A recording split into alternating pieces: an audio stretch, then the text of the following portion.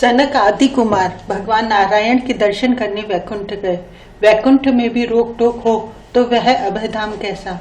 लेकिन जय विजय ने बेद फटकार दिया। कुमारों को क्रोध आया। उन्होंने शाप दे दिया, तुम नारायण के द्वारपाल होकर भी रोक टोक करते हो, उद्दंड व्यवहार करते हो, जाओ असुर हो जाओ। भगवान नारायण स्वयं द्वार तक आए।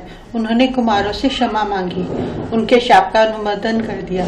सीधी दृष्टि से बहुत मर्यादापूर्ण घटना दिखती है, लेकिन तनिक विश्लेषण करके देखिए, जय विजय का क्या बिगड़ता। उनका कुछ बिगड़ा नहीं, क्योंकि एक बार जो श्री हरि का हो गया उसका त्रिकाल में कोई कुछ बिगाड़ नहीं सकता। उसका कभी कुछ बिगड़ने वाला है नहीं। जय विजय 3 जन्म असुर हुए तो त्रिलोकी के मूर्धन्य रहे, वे सुरों के भी सेव्य बने रहे और तीनों जन्मों में अपने आराध्य के हाथों मरे।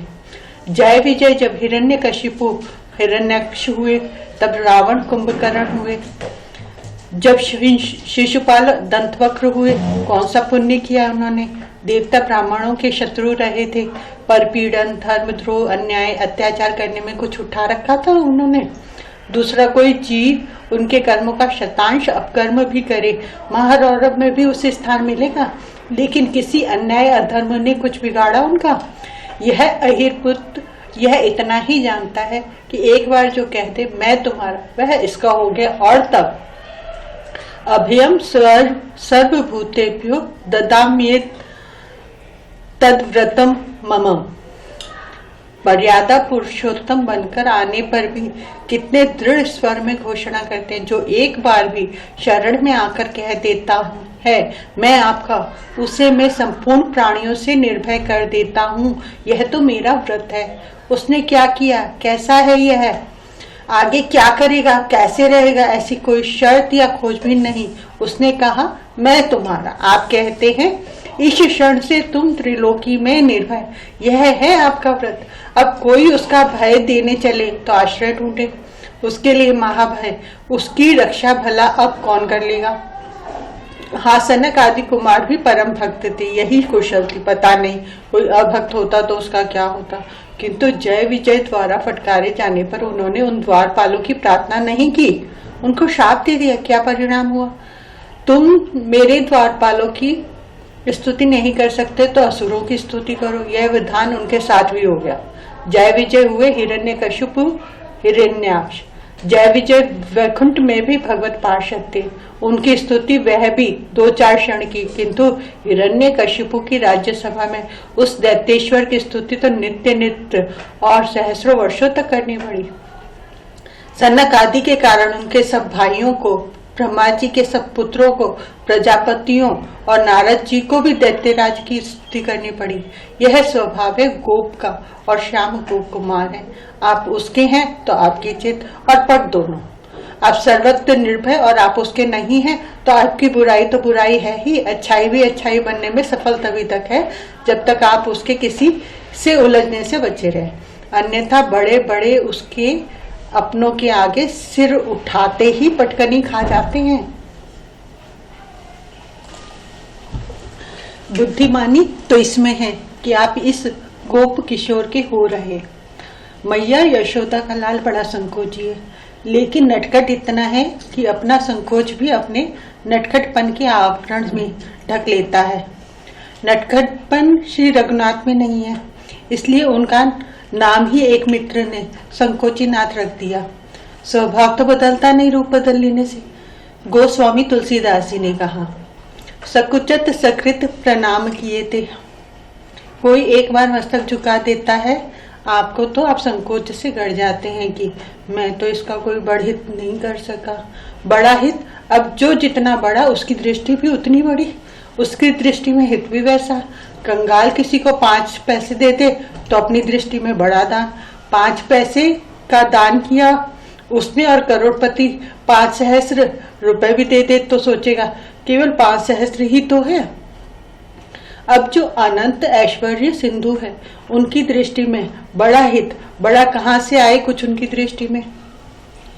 जो संपत्ति दससी अर्पी करी रावण शिव पहलीनी, जो संपदा विभीषण कह अति सकुच सहित हरि दीनी। अपने 10 मस्तक काटकर हवन कर दिए रावण ने, और तब उसे जो संपत्ति, जो ऐश्वर्य वरदान के रूप में प्राप्त हुआ, वही ऐश्वर्य विभीषण को बड़े ही संकोच से श्री राम ने दिया। बड़ा संकोच, ये नन्ही संपत्ति में क्या दे रहा हूं। सुदामा मित्र थे श्री कृष्णचंद्र के, गुरु गृह के सहपाठी थे। पत्नी ने बड़े आग्रह से भेजा था उन्हें द्वारका। सुदामा की दशा अत्यंत दयनीय थी।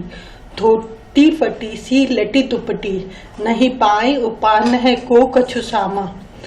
कटी में मैली चिथड़े से धोती और कंधे पर उससे भी मैला फटा उत्तरीय। अत्यंत दुर्बल शरीर, एक एक हड्डी और नस दिख रही।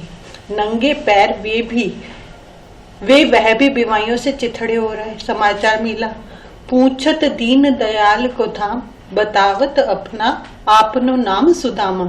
सुदामा श्री द्वारकाधीश अंतःपुर में महारानी रुक्मणी के सदन में पर्यंक पर विराजमान थे और वे निखिल ऐश्वर्यमय व्यंजन कर रही थी।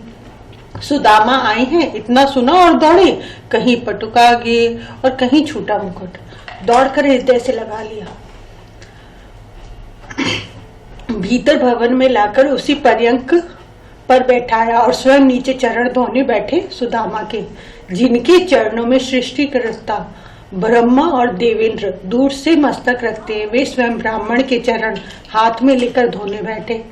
सुदामा के चरणों पर दृष्टि गई और कमल लोचन विवल हो गए। ऐसो बेहाल बेवाइन सोमग, कंटक जाल गड़े पुनि जोए। हाय महादुख पाए सखा तुम, आए इते न किते दिन खोए। देखी सुदामा की दीन दशा, करुणा करी के करुणा निधि रोए। पानी परात को हाथ छुयो नहीं, नैनन के जलते पग धोए। वह स्वागत, वह सत्कार, वह आत्मीयता कि सचिव सेवक सचिव ही नहीं, अपने स्वभाव स्वामी के स्वभाव को जानने वाली राजमहिषियां तक चकित थकित रह गई। सुदामा को पता नहीं और उनके लिए चिड़ों के दाने चबाने के बहाने उन्हें ऐश्वर्य देने लगे तो स्वयं महालक्ष्मी रूपा महारानी रुक्मणी घबरा गई कि ये आज करने क्या चाह रहे हैं। एक मुट्ठी चिवड़े चबाकर जब दूसरी मुट्ठी सामने भरी तब उन्होंने हाथ पकड़ लिया। ना, बहुत हो गया, इस लोक और परलोक का संपूर्ण ऐश्वर्य तो एक मुट्ठी के साथ दे चुकी। अपने स्वामी के संकोचित स्वभाव को जानने वाली महारानी ने वैसा ही अभिनय किया। उन्होंने भी कहा, अकेले ही आप सब ग्रहण कर लेना चाहते हैं? आपके इन महाभाग मित्र का यह अमृत उपहार मुझे और मेरी बहनों को भी तो मिलना चाहिए। हमें तो एक एक दाना ही अब अपने भोग में मिलेगा, आप इससे भी हमें क्यों वंचित करते हैं? यह सब स्वागत सत्कार, सब अद्भुत व्यवहार, किंतु जब सुदामा को विदा करने का अवसर आया तब क्या हुआ? नटखटपन छोड़ दे तो कन्नाई ही काहेगा। आप सुदामा से कहते हैं, भैया मार्ग लंबा है और मार्ग में दस्युओं का भय भी है, यदि ये रत्नाभरण सुदामा को मुक्ता माला रत्नांगद आपने अपने हाथ से पहनाए थे, अब यह कहते तो संकोच लगता है कि ये प्रसाद देते जाइए, इन्हें धारण करके मैं अपने को परिपूत अनुभव करूंगा। मार्ग लंबा है, मार्ग में दस्युओं का भय है, कोई पूछे इनसे कि द्वारका मेरा अर्थ हाथियों का भाव हो गया। मार्ग लंबा है तो आप ब्राह्मण को पैदल क्यों भेज रहे हैं? पैदल भेज क्यों रहे हैं? मार्ग में दस्युओं का भय है तो आपका चक्र किस दिन काम आएगा? चक्र निष्प्रभ हो गया है या उसने आपका आदेश पालन बंद कर दिया? आपका नाम लेकर मनुष्य तीनों लोकों में निर्भय हो जाता है और भय के भी पद भय कंपित होते हैं आपके चरण आश्रित के सम्मुख, और आप अपने सखा को मार्ग में दस्युओं का भय दिखलाते हैं। किंतु किसी को यह प्रकट करने में संकोच लगता है कि मैंने मित्र को कुछ दिया, मैंने मित्र की कुछ सेवा की, इसका क्या उपाय? सुदामा को लगना नहीं चाहिए, कम से कम सम्मुख नहीं लगना चाहिए कि श्री कृष्ण ने उनको कुछ दिया, उनकी कुछ सेवा की। शाम को लगता है कि मित्र के नेत्र में कृतज्ञता के भाव आएंगे तो उसे वह सह नहीं सकेगा। इसलिए यह सब नटखटपन, अपने संकोच को छिपाने के लिए यह सब लीला चापल्य है। सुदामा ने सोने जवाहरात के गहने उतार दिए चुपचाप। उनको न इनका मोह था न लोभ। अकिंचन वीतराग ब्राह्मण के लिए ये अनुपयोगी थे। सखा ने स्नेह से पहनाए थे इसलिए पहने हुए थे। श्याम के स्नेह का तिरस्कार कैसे करते, किंतु उतारने में लगा। मोहन ने बड़ी कृपा की। इस शील काया पर इतना भार में कैसे ढोता। अच्छा, आप यह अमूल्य उत्तरी और धोती तो लेते ही जाए। हंसकर श्री कृष्ण ने कहा, इस चप्पल को सुदामा की पहनी धोती और उत्तरी का भी लोभ है। इन्हें तो यह मस्तक पर लपेटेगा और प्राण के संभाल कर रखेगा। मित्र के धारणा किए वस्त्र, किंतु इसके कहने का ढंग को तो देखिए। अरे नहीं, मैं दरिद्र ब्राह्मण, कहाँ इनको पहनकर अच्छा लगता हूँ। सुदामा ने अपनी मैली फटी धोती लपेटते हुए द्वारका के वस्त्र उतारते उतारते कहा, चलना, पैदल मांगना भीख, और ये कपड़े कोई 2 मुट्ठी अन्न देने वाला भी होगा तो इन वस्त्रों को देखकर मुख बिचका लेगा।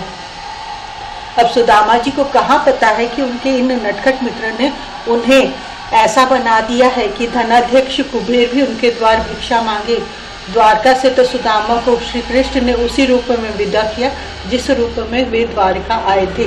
मार्ग के लिए 2 मुट्ठी चने भी सुदामा को नहीं दिए गए।